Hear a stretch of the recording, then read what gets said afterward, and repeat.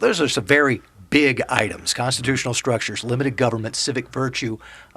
Why tie them all together in this speech? How does our Constitution preserve liberty and prevent tyranny? The issue faced the founders of our country quite squarely. They knew what tyranny was. They'd experienced it under the old regime.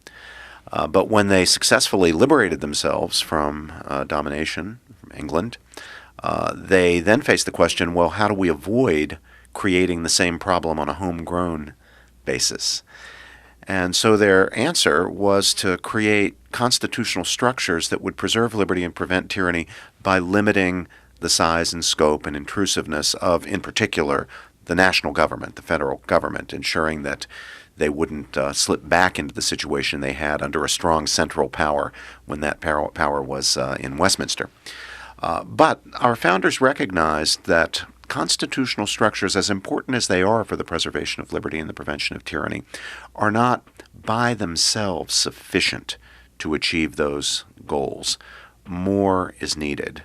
And among the things that are needed is what we call civic virtue. That is, the understanding, the self-restraint, the principled conviction in the people themselves that would allow them to function as the true guardians of their own freedom.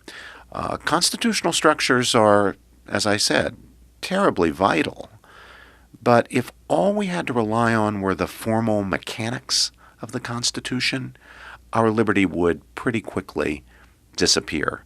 It takes a certain kind of people, a certain kind of culture, a certain kind of civic culture, in which people exercise and exhibit a certain kind of virtue to make liberty actually flourish, to sustain it, to secure it. So in my talk, I address the different ways in which civic virtue helps to support constitutional structures, and the ways in which constitutional structures help to encourage civic virtue, with the goal of establishing and maintaining and securing the blessings of liberty.